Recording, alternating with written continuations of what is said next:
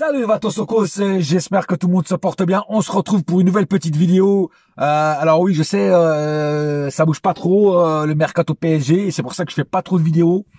Parce que le mercato est plutôt très tranquille. Par contre, il y a beaucoup de rumeurs, mais ça, comme toutes les années, il y a beaucoup de rumeurs. Et donc c'est pour ça que je préfère pas faire des vidéos en voici en voilà pour juste parler. Voilà, non, ça m'intéresse pas. Il faut qu'il y ait quand même un petit peu du concret, parce que sinon, comme d'habitude, tous les joueurs sont envoyés au PSG, puis personne ne vient après. Donc je préfère parler quand la rumeur commence vraiment à être un tout petit peu plus sérieuse, un tout petit peu plus honnête, on va dire ça comme ça. Voilà. Donc on va parler donc du mercato PSG qui pour l'instant est très calme, à part le gardien russe. Il y a encore pas eu d'arrivée ni même de départ. On va parler donc de Nico Williams et de Sancho, hein, pas de Rancho et Poncho, hein, pas les deux crapauds du dessin animé, de Sancho, de Jadon Sancho, voilà exactement. Alors on va commencer. Avant tout, je voulais aussi faire une petite dédicace à tous les supporters de l'équipe de Bordeaux, hein, du club de Bordeaux qui malheureusement a été relégué en national. Alors un grand soutien à eux, hein, parce que ça doit être très dur, on va dire, de perdre son club, parce que c'est pratiquement on perd son club là. Parce que quand tu pars déjà en Ligue 2, c'est compliqué de revenir en Ligue 1, mais là en national, c'est beaucoup plus compliqué quoi encore, tu vois. Et puis ça met le club en faillite quoi. Puis ça va mettre beaucoup de gens au chômage, parce que pour revenir comme ça, c'est très dur quoi. Donc un grand big up à tous les supporters bordelais, et à tous les fans et supporters du FC Bordeaux qui va nous manquer en Ligue 1, parce que c'est quand même un grand club de Ligue 1 qui va peut-être disparaître. Alors il y a des rumeurs comme quoi Nasser El Khelaifi serait derrière pour alors je sais pas si c'est pour payer ce que les Bordelais doivent, ou si c'est pour aider le club, je sais pas, pour essayer de récupérer le club pour qu'il revienne au moins en Ligue 2. Enfin voilà, en tout cas, il est en train de faire quelque chose pour Bordeaux en tout cas. Et ça montre le grand seigneur qu'il est. Parce qu'il pourrait en avoir rien à foutre. Ok, il a du pognon, l'émirat a du pognon, mais ils auraient pu en avoir rien à foutre de Bordeaux. Et puis voilà, donc ils essayent avec leurs moyens d'aider ce club qui est en péril, hein. Il y avait des chefs-d'œuvre en péril, là c'est le club qui est en péril. Voilà, tout simplement. Donc j'espère qu'il va réussir à faire quelque chose, et qu'on retrouvera très vite le Bordeaux en Ligue 1, voilà, parce que c'est un club quand même qui mérite d'être en Ligue 1 par rapport à d'autres clubs plus petits qui n'ont pas d'histoire en Ligue 1, ou très peu. Et Bordeaux a quand même une grande histoire en Ligue 1, et c'est dommage qu'un club comme ça disparaisse, quoi. Voilà. Donc un grand big up à eux. Maintenant, on va passer donc aux choses sérieuses envers le PSG, donc le mercato PSG, et on va commencer à parler donc de Jadon Sancho, qui est-ce une bonne ou une mauvaise idée? Alors, je suis partagé en fait. Je suis partagé parce que ça peut être une bonne idée, comme ça peut être une très mauvaise idée. Alors, si c'est le Sancho qu'on a eu à Dortmund, c'est une très bonne idée. Si c'est le Sancho de United, c'est une très mauvaise idée. Alors après, quel est le Sancho qu'on va avoir si jamais il vient à Paris? Alors déjà que les très bons joueurs, quand ils viennent à Paris, ils deviennent dégueulasses. Mais si tu vas prendre un joueur qui est déjà dégueulasse et qui vient à Paris, qui va être peut-être encore plus dégueulasse, ça ne m'intéresse pas. Après, ça peut aussi avoir le sens inverse. C'est-à-dire un joueur qui est dégueulasse ailleurs et qui vient et qui explose. Tu vois, à Paris. J'ai un petit exemple, même si c'est pas un super bon exemple, parce que le joueur avait quand même des qualités avant d'aller là-bas. Par exemple, Di Maria, quand il était à United, il n'était pas heureux et il faisait pas grand-chose. Il est venu à Paris, il est devenu heureux d'être à Paris et il a explosé. Donc, même si avant, au Real, au Benfica, il avait été énorme, voilà. Quand un joueur n'est pas heureux dans le club où il est, il devient dégueulasse. Et apparemment, Sancho n'est pas heureux à United. Tu vois ce que je veux dire? Et en plus, on a un petit avantage sur ce joueur, c'est que United veut Ugarte. Donc, il serait pas contre se débarrasser de Sancho et récupérer Ugarte. Et pour moi, c'est un bel échange. Tu vois ce que je veux dire? on te donne Ugarte, tu nous donnes Sancho. Alors bien sûr, il y a toujours quelques petits millions dans la transaction. Ça, les clubs sont toujours en train de négocier pour au moins gagner un petit peu de fric sur la transaction. Ugarte n'est pas contre aller à United pour avoir du temps de jeu, même si United n'est pas en Ligue des Champions.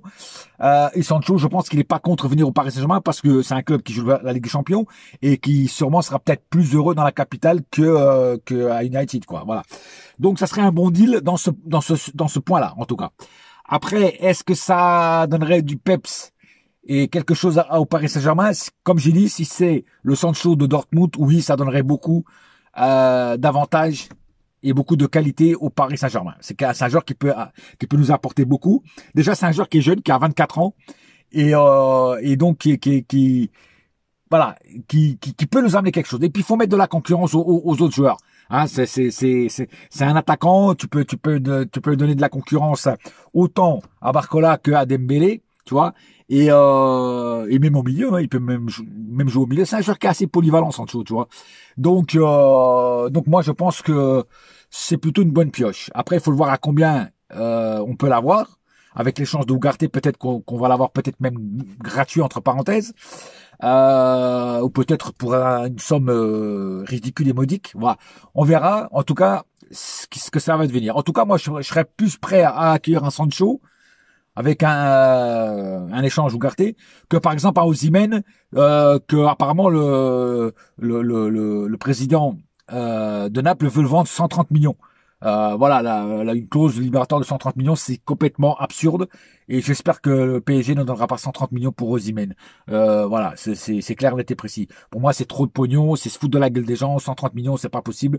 Non, il faut négocier. Tu le prends à 60, 70 millions. Voilà, 70 millions. 70 millions, moi, pour Osimhen, je donne pas plus que 70 millions. Voilà, après, ça commence à être de l'abus. Voilà. Donc, pour moi, c'est ce prix-là. Plus que ça, pour moi, ça serait une perte. Voilà. Donc voilà, Sancho pour moi c'est une bonne pièce. Il mesure 1m80, il est pas petit sur les centres ou les corners, il serait plutôt bon peut-être de la tête, tu vois, il pourrait marquer des buts de la tête. Donc dans l'ensemble c'est une bonne pioche.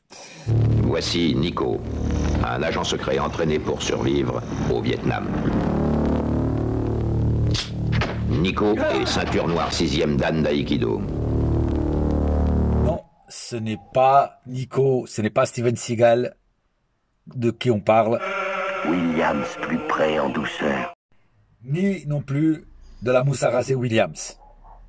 Maintenant parlons de Nico Williams. Alors Nico Williams,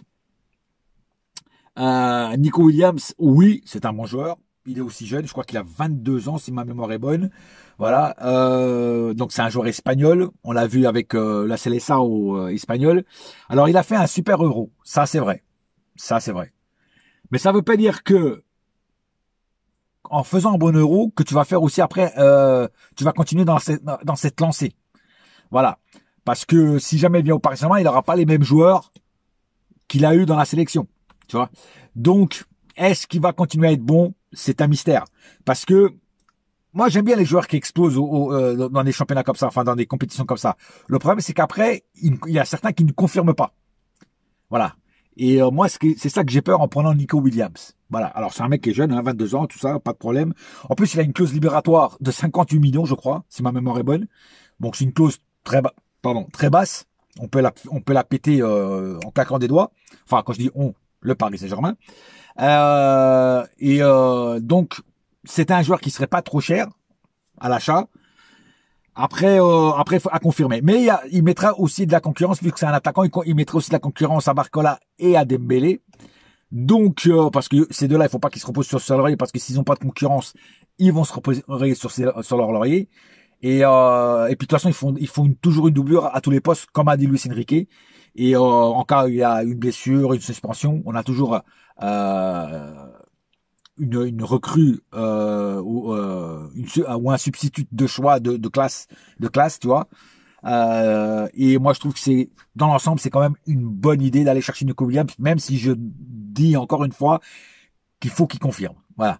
Parce que faire un bon Euro, ça veut pas dire qu'après, tu vois, ce que je veux dire, qu'il continue à comment dire, à faire la même chose qu'il faisait au truc. Voilà. Il joue pas dans une grande équipe. Là, il est pas dans un grand club. Voilà, on va dire un club normal. Le Barça était dessus, mais le Barça continue avec ses problèmes financiers. Et il aurait, moi, ce que j'ai entendu dire, c'est que le Barça aurait d'autres priorités sur d'autres joueurs. Donc, il aurait abandonné un petit peu la piste Nico Williams. Luis Enrique, apparemment, est entré en contact avec les proches et même le joueur pour voir et pour lui proposer un très bon contrat et aussi le projet PSG. Voilà. Après, oui, c'est sûr et certain qu'il va être surpayé, Sancho pareil. Mais de toute façon, t'es obligé de surpayer ces joueurs-là. Tu vois ce que je veux dire? Après, moi, je suis pas contre surpayer des jeunes joueurs prometteurs, parce que ils peuvent t'amener de la fraîcheur, de la percussion, de la vitesse. Et ça, c'est le cas de ces deux joueurs-là, surtout de Nico Williams. C'est quelqu'un qui percute bien, qui a beaucoup de vitesse, qui marque des buts, qui fait des passes D, qui emmène du fond de jeu. Donc, profil atypique, profil intéressant, et qui peut emmener beaucoup de choses au Paris Saint-Germain. Voilà. Donc, tu les payes un peu plus, oui, c'est sûr. Mais de toute façon, n'oubliez pas une chose, c'est que pour les faire venir en Ligue 1, qui n'est pas du tout un championnat attractif pour les joueurs préfèrent jouer dans les 4 championnats les plus forts, c'est-à-dire Angleterre, Espagne, Italie et Allemagne. Quand ton équipe ne joue pas dans ces championnats-là, t'es obligé de surpayer les joueurs.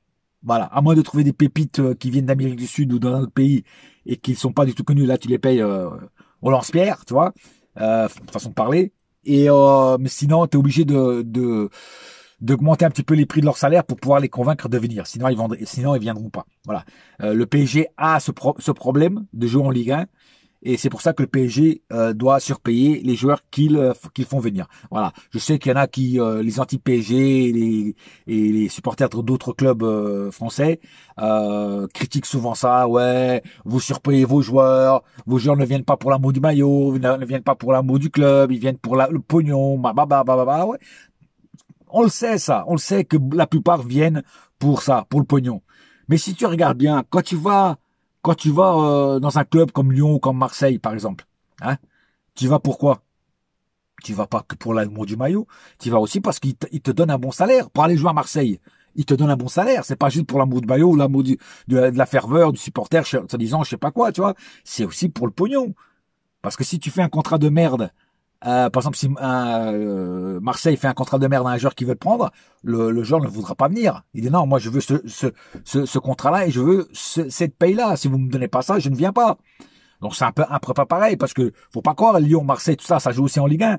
Et puis ça a moins de vision, de vue, hein, mondiale que le Paris Saint-Germain. Vous avez vous dire ce que vous voulez, les Marseillais, les Lyonnais et même des autres clubs. Paris est quand même plus en lumière. Il met plus en lumière la Ligue 1 que les autres clubs.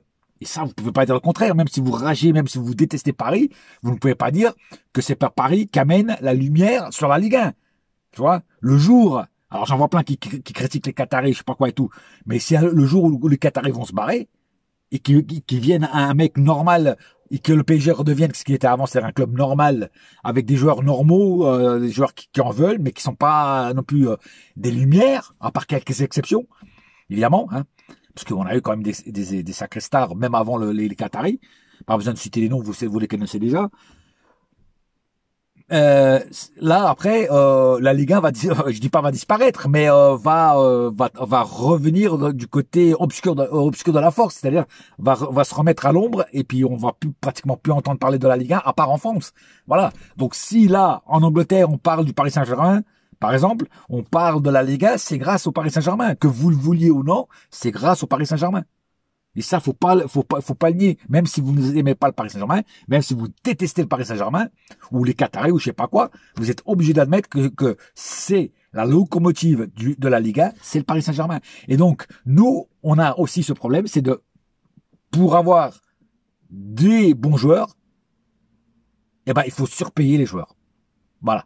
Tout simplement. C'est comme ça. C'est la vie. On n'y peut rien. Voilà. Bon, désolé, j'entendais quelque chose, je sais pas si c'était une voiture ou un train, je sais pas. Bon bref, c'est pas grave. Sur ce, j'ai pas plus à dire. On va attendre que le mercato bouge un peu plus. Et puis on verra. On verra ce que ça donne. En tout cas, en attendant, un seul cœur, un seul club, c'est Paris ma gueule. Yes, my friend. Et la saga continue. Yes, allez. Bouya!